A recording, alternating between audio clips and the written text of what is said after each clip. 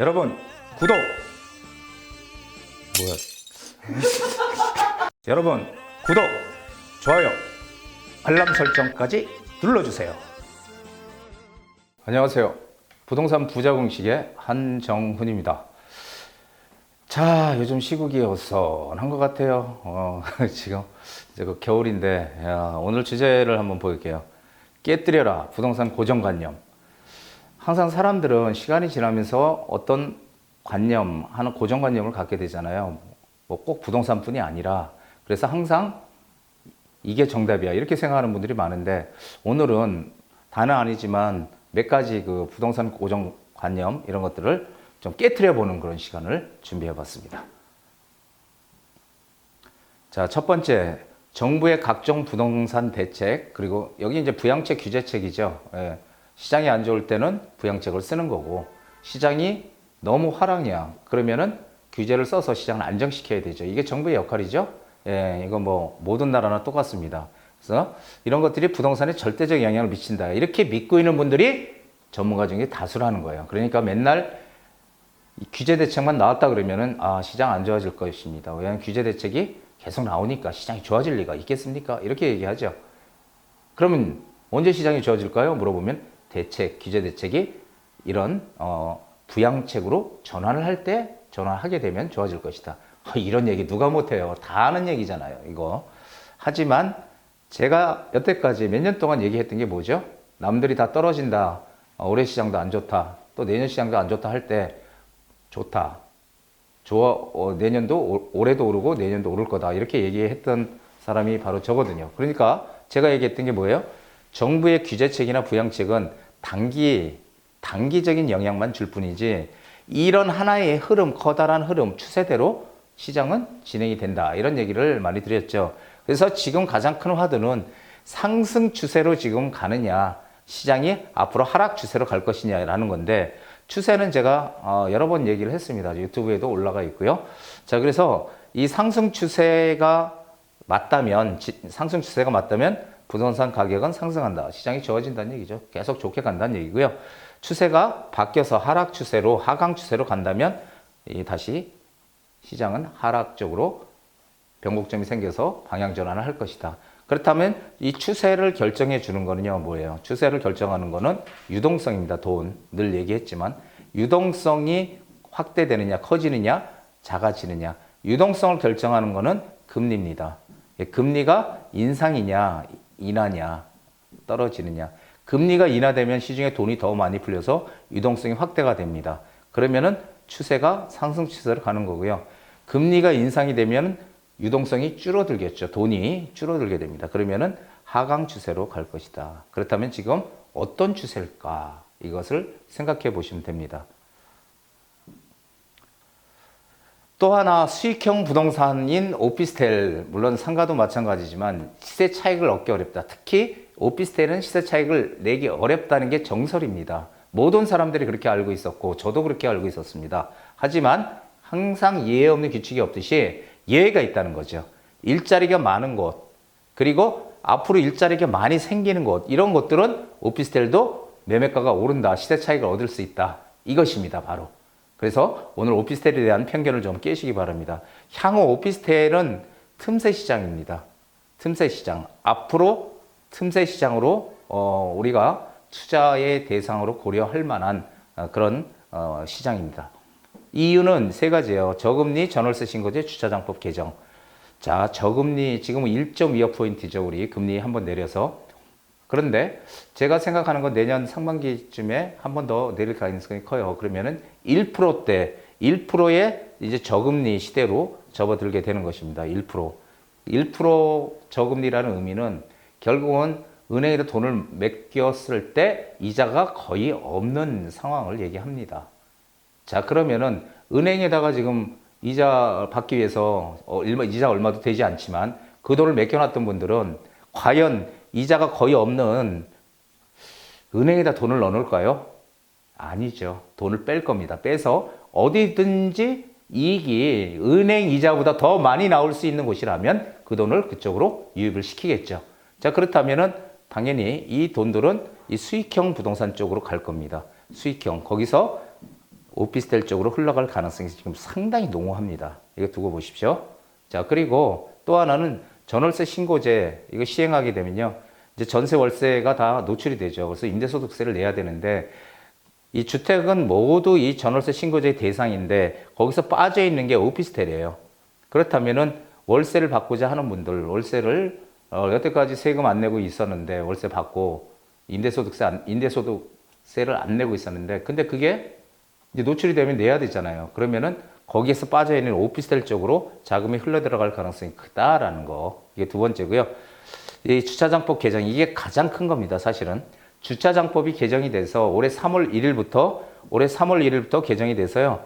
이제 주차를 됐을 때 폭이 20cm가 넓어집니다. 20cm. 20cm가 넓어지면은 제가 지난번 유튜브에서도 말씀드렸지만은 20대를 댈 수 있었던 주차장이 19대로 줄어듭니다. 한 대가 줄어드는 거죠. 주차 대수가.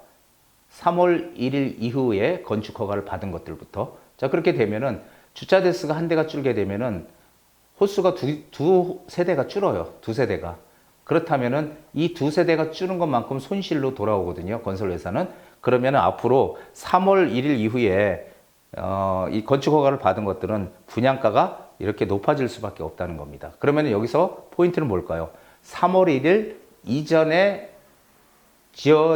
공사를 하거나 일단 이 건축 그 허가를 3월 1일 이전에 받은 것들은 가격이 쌀 거고요. 그 이후에 받은 것들은 주차장법에 의해서 가격이 비싸질 거예요. 그럼 우리는 그 전에 건축 허가를 받은 것들을 투자를 한다면 훨씬 투자이익이 크게 날 것이다. 이것입니다. 이 세 가지 이유 때문에 오피스텔이 틈새 시장이 되고 뜰 것입니다. 여기에 관심을 기울여 보십시오. 그래서 일자리가 많이 생기고 그리고 앞으로 생길 곳들 이런 곳들이 우리의 오피스텔의 투자의 대상이다. 이렇게 보시면 되겠습니다. 자, 나홀로 아파트는 시세 차익을 내기 어려우니 투자 금물이다. 투자 대상이 아니다. 이렇게 얘기를 저도 많이 했고요. 많은 분들이 이렇게 얘기하고 있습니다. 하지만 항상 예외는 있는 거죠.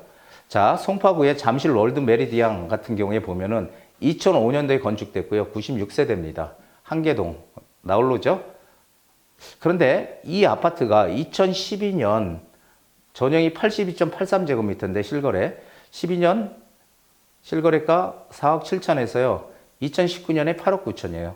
안 오른다고 얘기하는 게 왜 이렇게 올랐을까요? 89.3% 상승률을 보이는데 자, 이거 신기하죠? 종합운동장역 역세권이죠.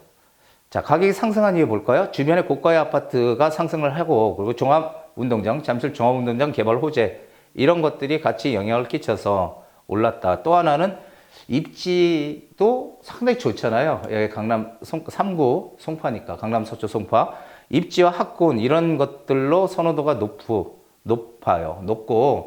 그 주변 지역에 이 대단지들은 아파트 가격들이 워낙 비싸기 때문에 이 학교를 가려면은 그 근처에 붙어 있어야 되잖아요. 그러니까 상대적으로 저렴한 이런 한 동짜리 아파트 쪽으로 수요가 몰리는 겁니다. 그래서 실수요자가 이쪽으로 이동하면서 매매가 상승으로 연결이 되는 거죠. 자, 그래서 이런 예의가 있더라라는 것을 기억을 하시고 또 하나를 더 보면은 서쪽에 브라운스톤이라는 아파트가 있는데요. 2003년도에 건축했고 83세대입니다. 한계동 반포역 80m 여기도 완전 초역세권이죠. 자, 그런데 84제곱미터가 2012년 7억 7천이었다가 2019년 현재죠. 19억입니다. 이거 어마어마하게 오른 거죠. 지금 146% 상승.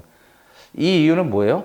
주변에 이제 재건축 아파트들이 가격들이 높죠. 예. 그리고 또 하나가 입지, 학군, 선호도가 높아. 주변의 아파트들이, 이런 아파트들이요. 하지만 가격들이 비싸요. 매매가 비싸. 그러니까 상대적으로 저렴한 또 나홀로 아파트, 한 동짜리 아파트로 사람들이 몰리는 겁니다. 자, 이 똑같은 건데요. 두 개가. 그럼 공통점은 뭘까요?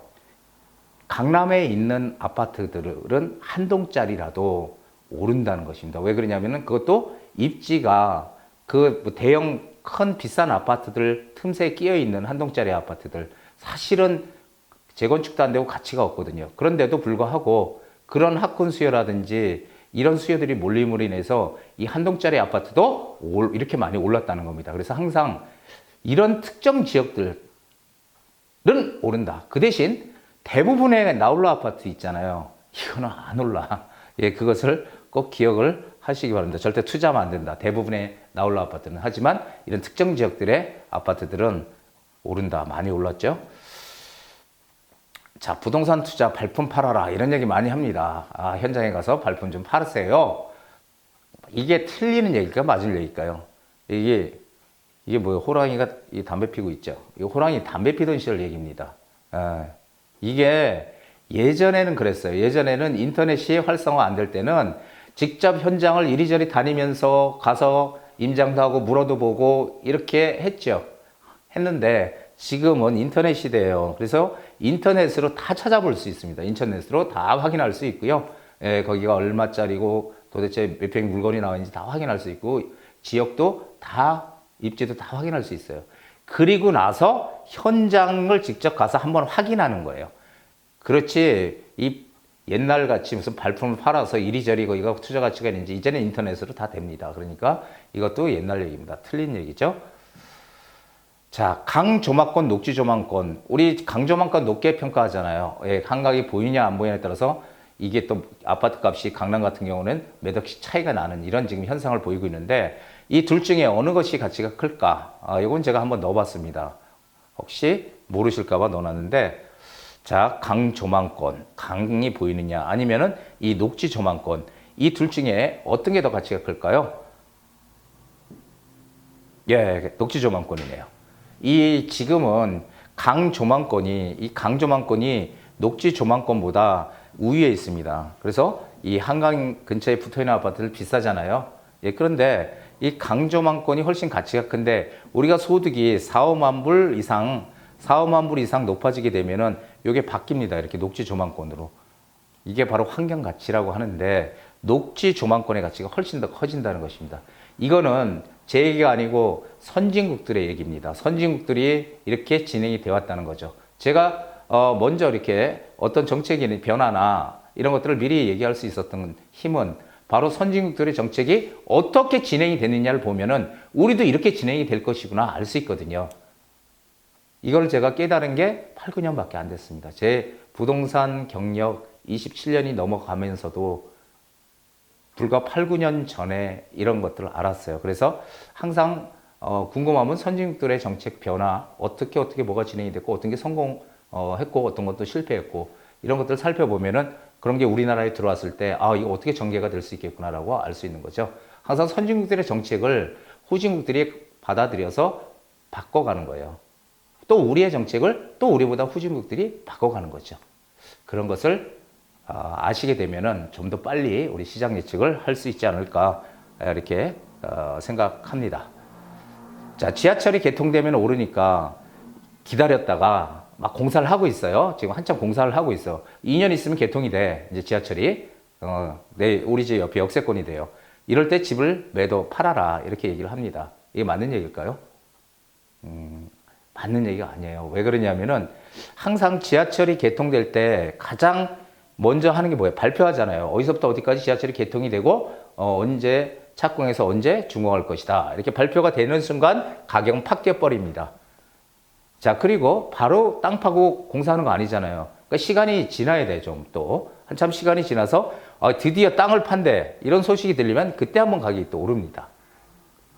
자, 그런데 여기서 개통까지는요. 이게 긴 시간이에요. 개통까지는 이제 본격적으로 공사를 해야 되는. 그래서 막상 개통이 될 때는 가격 상승이 미미해요. 많이 안 올라. 오르긴 오르는데 여기처럼 이렇게 팍팍 오르질 않아. 발표나 착공이나.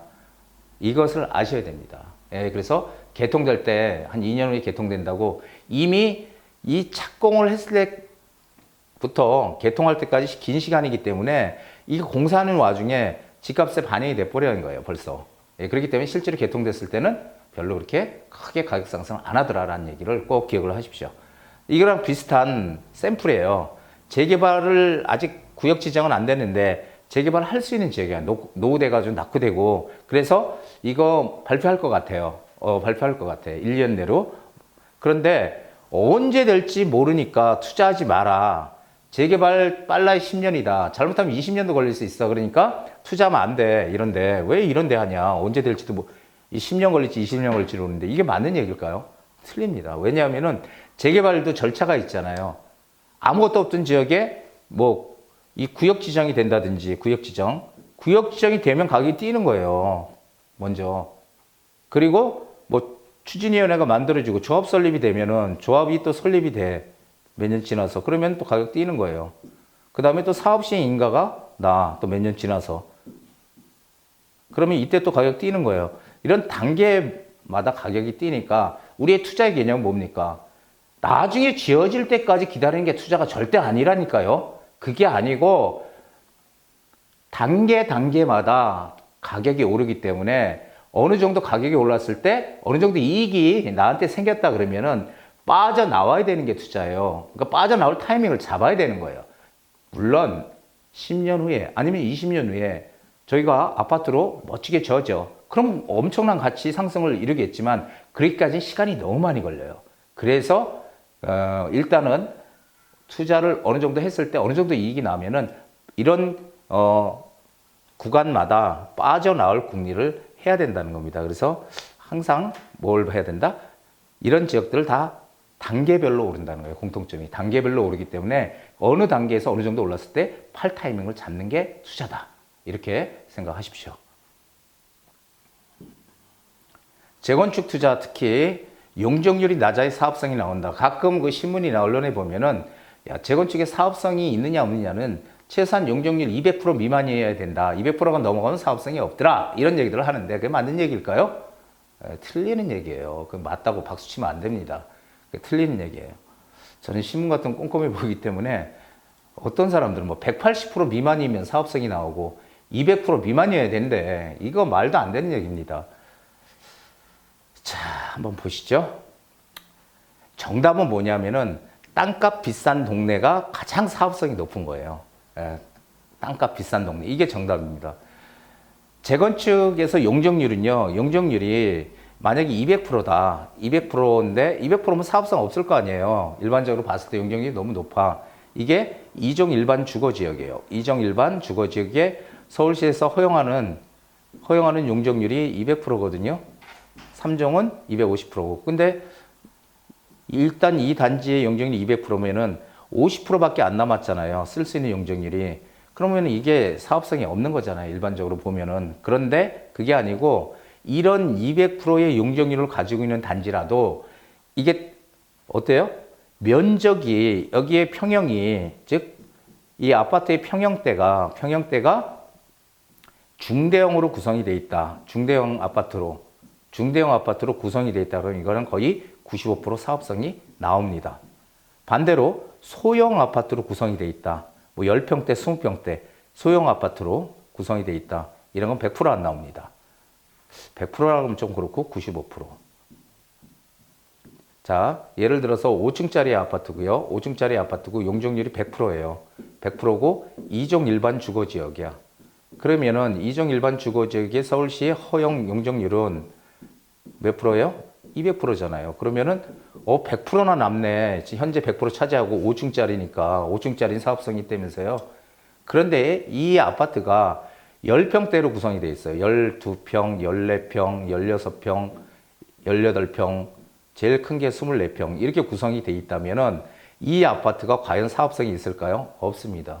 왜냐하면은 소형 평형 단지로 구성이 되어 있기 때문에 소형 평형 단지로 구성이 되어 있는 거는 용적률이 아무리 높아도 사업성이 없습니다. 제가 이거 재건축 그 사업성에 대해서 유튜브에 또 올려놓은 게 있으니까 그걸 보시면은 그 이유를 자세하게 알 수 있을 겁니다. 그래서 정답은 땅값이 비싼 동네, 즉 분양가를 높게 할 수 있는 동네, 일반 분양을 높게 할 수 있는 동네가 사업성이 가장 큽니다. 자, 재건축, 그 다음에 재개발, 아파트 리모델링 이런 것들이 사업성이 가장 크게 나려면 뭐라고요? 일반 분양을 높게 할 수 있는, 비싸게 할 수 있는 이 동네가 사업성이 높다. 그래서 신도시 중에서 분당이 제일 먼저 그 리모델링 사업들이 지금 활성화되고 있는 것입니다. 왜냐하면 그래도 분양가를 높게 책정을 할 수 있기 때문에. 반대로 이 부천이나 경기도 지방 있죠. 그런 데들에 가보면은 5층짜리 아파트고 사업 용적률도 되게 낮아요. 그런데도 지금까지도 재건축 연한이 이미 지났는데도 사업성이 없어서 안 되고 있거든, 진행이. 그것은 바로 그 단지가 소형 평형대로 구성이 돼 있어서 그렇습니다. 벌써 끝났네요. 자, 아는 것이 힘입니다. 우리 부동산도 모르면은 안 돼. 아는 것이 힘이다. 모르는 것은요, 모르는 것은 알면 된다고 하지만 모르는 것은 독입니다. 우리는 알아야 됩니다. 그 제대로 알아야 된다는 거. 어설프게 알면은요, 이것도 저것도 아무것도 못 합니다. 아는 것을 제대로 알아야 된다. 그러기 위해서 제가 또 유튜브로 동영상을 많이 올리고 있죠. 그래서 제 동영상이 마음에 드시면 어떻게 한다고요? 구독 버튼 눌러주시고요. 그리고 좋아요 버튼도 눌러주세요. 가능하면 알람 설정까지 해주시면 제 강의를 계속해서 새롭게 받아보실 수 있습니다. 자, 오늘 강의 여기까지입니다.